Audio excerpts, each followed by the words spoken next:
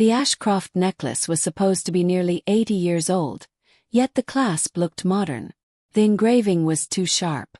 The platinum showed no natural wear. The sapphire was real. But the necklace was not the original.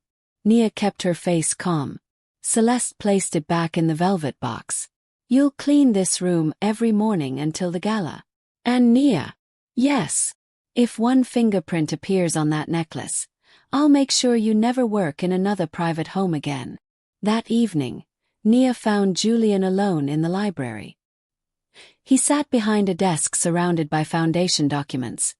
His tie loosened and exhaustion visible beneath his eyes. "Mr. Ashcroft, may I ask you something about your mother's necklace?" Julian looked up immediately. "What about it?" Nia hesitated. She had no proof. Accusing his future wife of displaying a replica could cost her the job. "Was it ever restored?" "Not that I know of."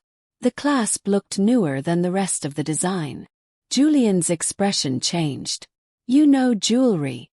My grandfather was a restorer. I worked with him before the shop closed." Julian leaned back slowly. "My mother never allowed anyone to alter that necklace. She said the original clasp contained a private engraving from my father." "What engraving?" Julian was silent for a moment. "Two words, still here." Nia had inspected the clasp closely. There had been no engraving. Before she could tell him, the library door opened. Celeste entered. Her eyes moved from Julian to Nia. "What is she doing here?" "She noticed something unusual about Mother's necklace," Julian said. Celeste's smile vanished for half a second. Then she laughed. "The maid is now a jewelry expert." "My grandfather restored antiques," Nia replied. Celeste walked closer. "And I suppose you touched the necklace while pretending to clean?" "No. Then you could not possibly know anything." Julian closed the foundation folder. "Celeste, bring me the necklace." "Now." "Yes." A tense silence settled over the library. Celeste finally smiled again. "Of course. Tomorrow morning." She took Julian's hand and kissed his cheek, but her eyes remained locked on Nia. Later that night, Nia found a folded note inside her staff locker. "Leave the necklace alone, or your sister loses everything." Nia's blood went cold. Attached to the note was a printed copy of Zuri's college acceptance letter. Someone had searched her personal belongings. The next morning, the necklace was no longer in Evelyn's dressing room. Celeste claimed she had moved it for security reasons. Over the following days, her behavior toward Nia became strangely polite. She stopped insulting her in front of Julian. She even offered to arrange a scholarship for Zuri. But Nia understood the offer for what it was. A bribe disguised as kindness. Then, 2 nights before the gala, Nia was cleaning the East Wing corridor when she noticed a sliver of light beneath Evelyn's dressing room door. Voices came from inside. Celeste was speaking to a man. "The replica only has to survive the gala," she whispered. "After the wedding, we sell the original overseas." The man answered. "And if the maid talks?" "She won't. I've already prepared for that." Nia carefully raised her phone and recorded the conversation. A shadow moved beneath the door. She stepped back, but her elbow struck a small table. A porcelain figurine fell and shattered. The voices stopped. The door opened. Celeste stood there holding the velvet necklace box. Behind her was the Ashcroft family's head of security. Nia's phone was still recording inside her apron. Celeste looked down at the broken porcelain, then slowly smiled. "You really should be more careful," she said. "Especially when you're standing so close to something people might accuse you of stealing." The gala arrived 48 hours later. The ballroom glittered beneath crystal chandeliers. Politicians, celebrities, business leaders, and old family friends filled every table. Cameras waited near the stage for Julian's announcement. Celeste descended the staircase wearing a silver gown. Around her throat gleamed the sapphire necklace. Nia stared at it from across the room. Still the replica. An hour later, Celeste suddenly screamed. The necklace was gone. Security locked every ballroom door. Guests began whispering. Celeste searched the crowd until her eyes found Nia. Then she pointed directly at her. "She stole my mother's necklace." A guard grabbed Nia's arm. Julian stepped forward, but Celeste reached into Nia's apron first. She pulled out a sapphire pendant. Gasps erupted around the ballroom. Nia stared at the jewel in disbelief. Someone had planted it on her. Celeste smiled triumphantly. "Call the police." Julian took the pendant from her hand and examined the back. His face became unreadable. Then he looked toward the east wing. "My mother had a hidden safe," he said. "And only 3 people knew the combination." Celeste went pale. Julian turned to the guards. "Release Nia." Then he faced the entire ballroom. "Nobody leaves until I open that safe." The ballroom remained silent as Julian led the guards toward the east wing.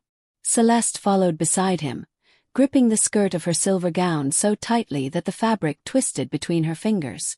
Nia walked several steps behind them, still trying to understand how the sapphire pendant had appeared inside her apron. Nearly 50 guests followed at a distance. They were no longer interested in champagne or speeches. They wanted to see what Julian's mother had hidden. Evelyn Ashcroft's dressing room looked exactly as Nia remembered it. Covered furniture, rosewood cabinets, and the enormous portrait above the fireplace. Julian stood before the painting. "My mother had this safe installed after my father died," he said. "She trusted only 3 people with the combination. Me, our family attorney, and our head of security." Every face turned toward Grant Mercer. The security chief remained near the doorway, his expression professional and controlled. Celeste folded her arms. "Then this proves nothing. Nia could have followed one of them or found the combination written somewhere." Julian ignored her. He pressed a concealed switch beneath the portrait frame. The painting moved slowly away from the wall, revealing a black steel door. Nia noticed Grant's right hand move toward the radio attached to his belt. It was a small movement, but it was the movement of a man preparing for something. Julian entered 6 numbers. The lock clicked. Celeste stopped breathing. Inside the safe sat a velvet jewelry case, a bundle of legal papers, and a sealed white envelope bearing Julian's name. Julian reached for the jewelry case first. He opened it. "Me." A murmur moved through the doorway. Celeste immediately turned toward Nia. "There. The necklace is gone, and part of it was found in her pocket. What more proof do you need?" "That pendant was planted on me," Nia said. "Of course you would say that." Julian lifted the sapphire pendant and examined it beneath the light. Nia stepped closer despite the guard beside her. "Mr. Ashcroft, may I see the back again?" Julian held it out. Nia studied the metalwork. "This pendant never belonged to the original necklace." Celeste laughed sharply. "She has been caught with my jewelry, and now she is inventing stories." "The Ashcroft star was made in 1947, Nia continued. "The stones were set by hand. The platinum edges would be slightly uneven under magnification. This piece was cut by a modern machine." Julian looked at her. "You're certain?" "Yes." Nia pointed toward the tiny hinge.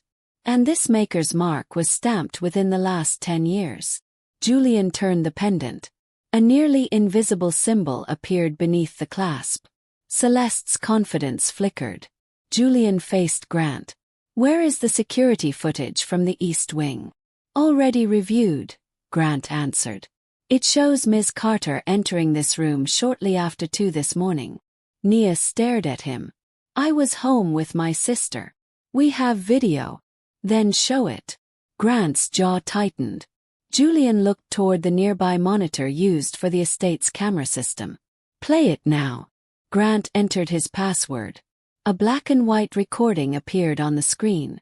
It showed the East Wing corridor at 2:13 a.m.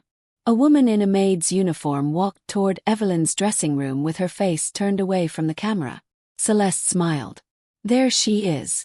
Nia watched carefully. The woman had the same height, uniform, and hairstyle. But something was wrong. "Pause it." Grant did not move. Julian repeated the order. The footage froze. Nia stepped toward the screen. Look at her shoes. The woman in the recording wore polished black heels. Nia lifted the hem of her uniform slightly, revealing flat work shoes with thick rubber soles. All household staff wear these, she said. Heels are prohibited because they damage the antique floors. One of the senior housekeepers nodded. That is correct. Nia pointed toward the corner of the recording. And the time code jumps from 2 hours 13 minutes and 18 seconds to 2 hours 13 minutes and 23 seconds. 5 seconds are missing. The crowd began whispering again. Julian's gaze moved toward Grant. Was this footage edited? No. Then explain the missing time. It may be a system error. Nia removed her phone from her apron. I recorded Celeste 2 nights ago. Celeste's face changed instantly. Grant stepped forward. That phone may contain stolen private information. I need to secure it. He reached for Nia's wrist. Julian caught his arm before he touched her. No, Julian said coldly. You need to step away. For the first time, Grant's calm mask cracked. Nia opened the audio file. Celeste's recorded voice filled the room. The replica only has to survive the gala.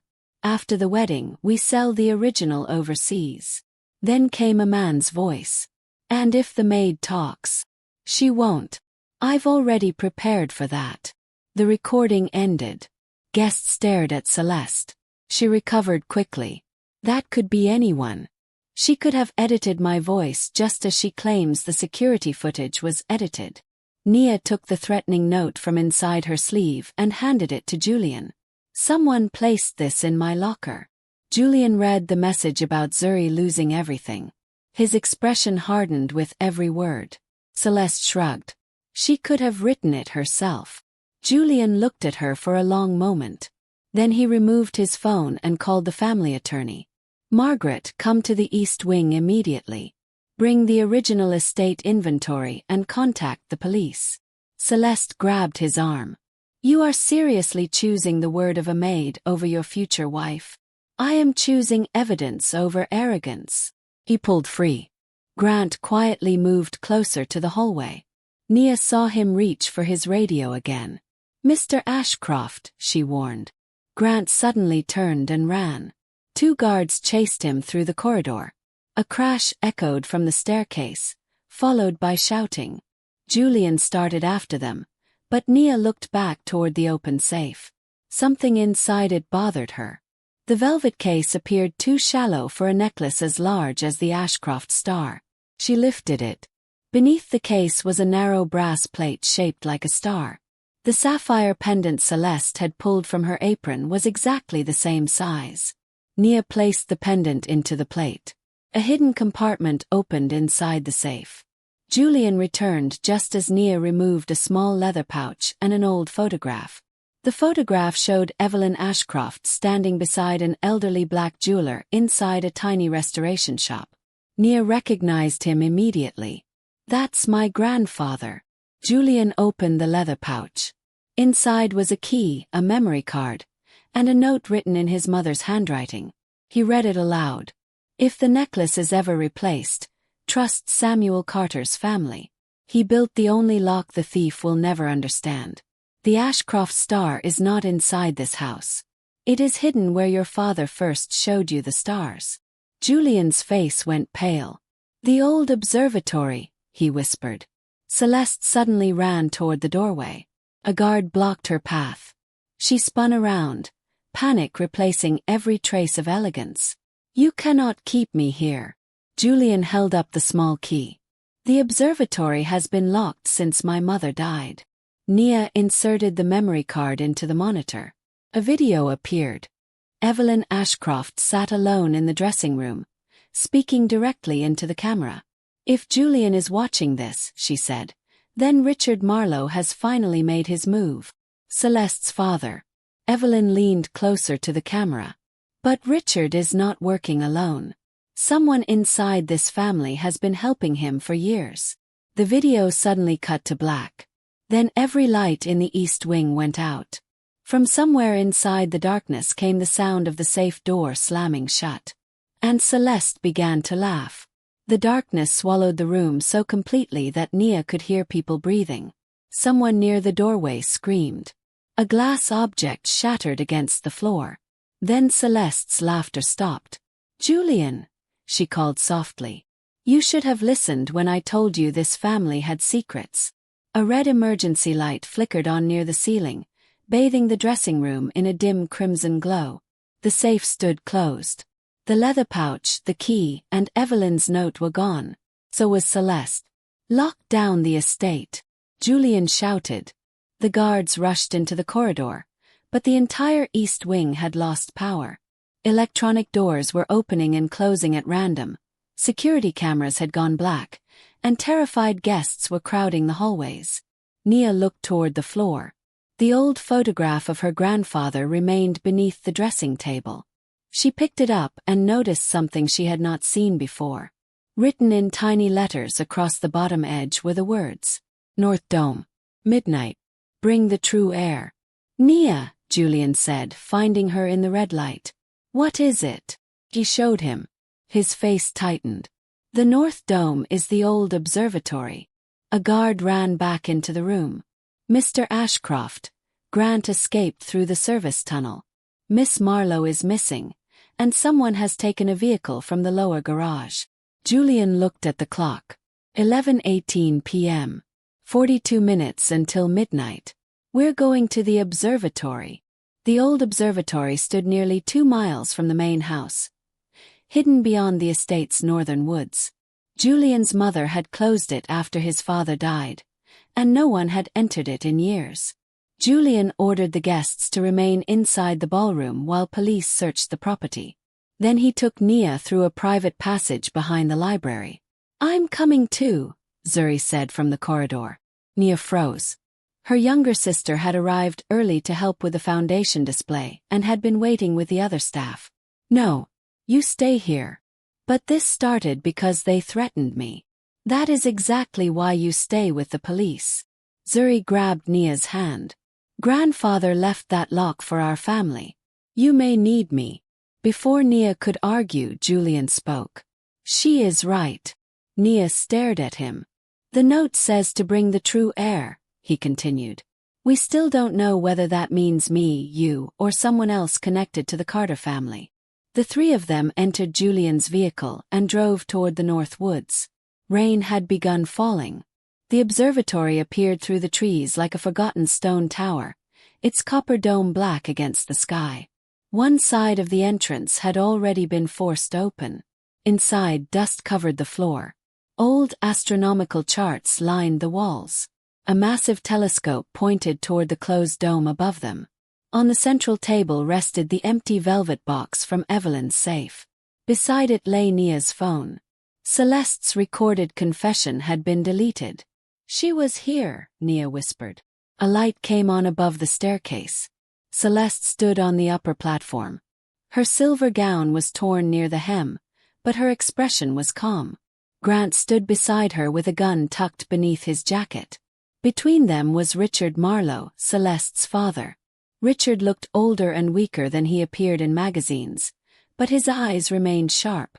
"Julian," he said, "your mother always did enjoy dramatic games. Where is the necklace?" Julian demanded. Richard smiled. "Still asking the wrong question." Celeste held up the small brass key. "The necklace isn't the fortune," she said. "It is the map." Nia looked toward the antique telescope. Her grandfather had restored unusual mechanical jewelry. Hidden locks, rotating settings, coded engravings, objects that appeared decorative but carried information. "The sapphire contains something," Nia said. Richard's smile disappeared. Julian noticed. "What does it contain?" Richard slowly descended the staircase. "Your father discovered that the Ashcroft Resort Company had been used for money laundering long before Julian inherited it. Evelyn found the records and hid them before she died." Julian's face went white. "My mother was investigating the company. She was preparing to expose several powerful men," Richard replied. "Including me." Celeste stepped down beside him. The original necklace contains access codes to offshore accounts and private ledgers. Enough evidence to destroy half the people attending tonight's gala. And you plan to sell it? Julian asked. No, Celeste said. I plan to control it. She looked toward Nia. But your grandfather made the necklace impossible to open without a Carter family bloodline. Nia's stomach tightened. Richard pointed toward the brass mechanism beneath the telescope. That is why Evelyn trusted Samuel Carter. He designed the final lock. Zuri stepped closer to her sister. What do you need from us? Celeste smiled. Only one of you. Grant drew the gun and aimed it toward Zuri. Julian moved in front of her immediately. Nia's voice became cold. Leave my sister out of this. You should have accepted the scholarship, Celeste replied. You could have walked away rich. I would rather leave poor than become like you. Celeste's face hardened. Richard inserted the brass key into the telescope base. A hidden panel opened, revealing a circular space designed to hold a pendant. The replica sapphire, Nia said. Celeste removed the pendant that had been planted in Nia's apron and placed it into the mechanism. Nothing happened. Richard cursed. Nia understood immediately. The replica was only the first key. The original necklace is already inside the observatory. Everyone looked toward the telescope. Nia studied the old photograph again. Her grandfather and Evelyn stood beneath a painted night sky. Behind them, one constellation was marked with a silver star. She raised her eyes toward the ceiling. The same constellation had been painted across the inside of the dome. One star was larger than the others. Nia climbed the narrow metal staircase and pressed it. A hidden compartment opened. Inside lay the true Ashcroft star necklace. The sapphire glowed beneath the red emergency light. Celeste rushed forward. Julian caught her arm, but Grant raised the gun. Let her go. Before anyone could move, police sirens echoed through the forest. Grant panicked and fired toward the ceiling. The shot struck the dome's control system. The enormous metal roof began closing.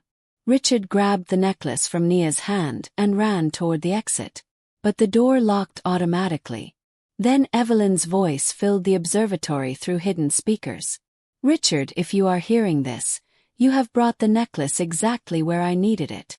The floor beneath him clicked, and every exit sealed shut. For 3 seconds, nobody inside the observatory moved. Richard stood over the locked floor panel with the Ashcroft star clenched in his fist.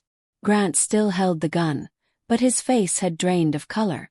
Celeste stared toward the hidden speakers as Evelyn Ashcroft's recorded voice continued through the sealed dome. The sapphire is not merely a key, Evelyn said. It is a transmitter. A small blue light began blinking inside the necklace. Richard looked down in horror. The moment the original necklace entered this room, Evelyn continued, every document connected to the offshore accounts was copied to 3 locations. My attorney, federal investigators, and Julian. Julian's phone vibrated. Hundreds of encrypted files began appearing on the screen. Bank transfers, false property purchases, names of corrupt executives, and recordings of private meetings between Richard Marlowe and Grant Mercer. Richard threw the necklace onto the floor. Destroy it, he shouted. Grant raised the gun toward the sapphire, but Nia kicked the empty velvet case across the floor. It struck his wrist just as he fired. The bullet hit the stone wall. Julian rushed him. The 2 men struggled beside the telescope until Zuri grabbed the observatory's emergency lever.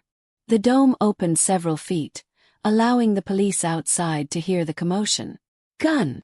Julian shouted. Officers broke through the lower service door moments later. Grant was forced to the floor. Richard tried to hide one of the memory cards inside his jacket, but Nia pointed directly at him. He took evidence from the safe. An officer recovered it. Celeste backed toward the staircase. This was all my father, she said quickly. I didn't know what he was doing. Nia looked at her with quiet disbelief. You planted jewelry in my apron.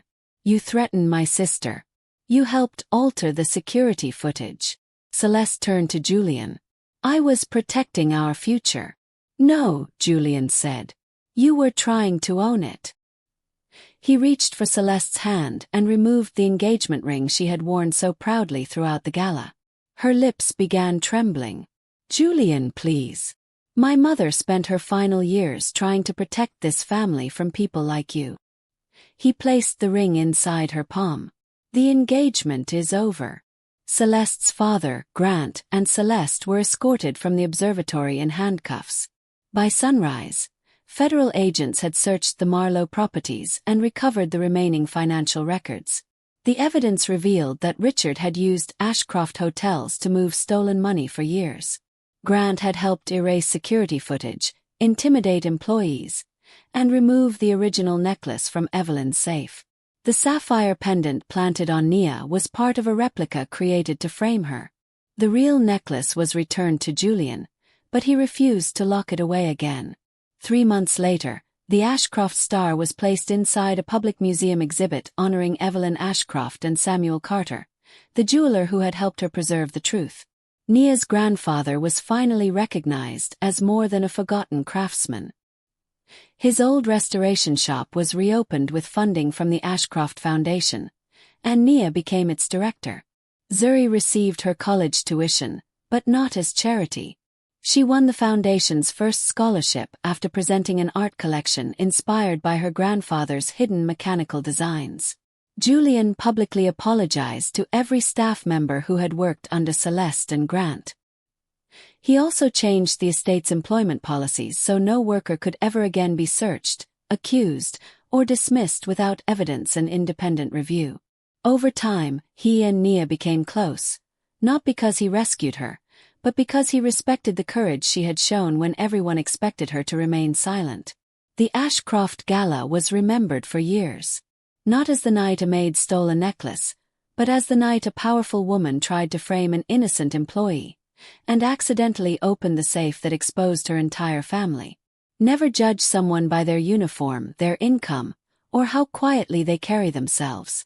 Sometimes the person everyone overlooks is the only one brave enough to protect the truth.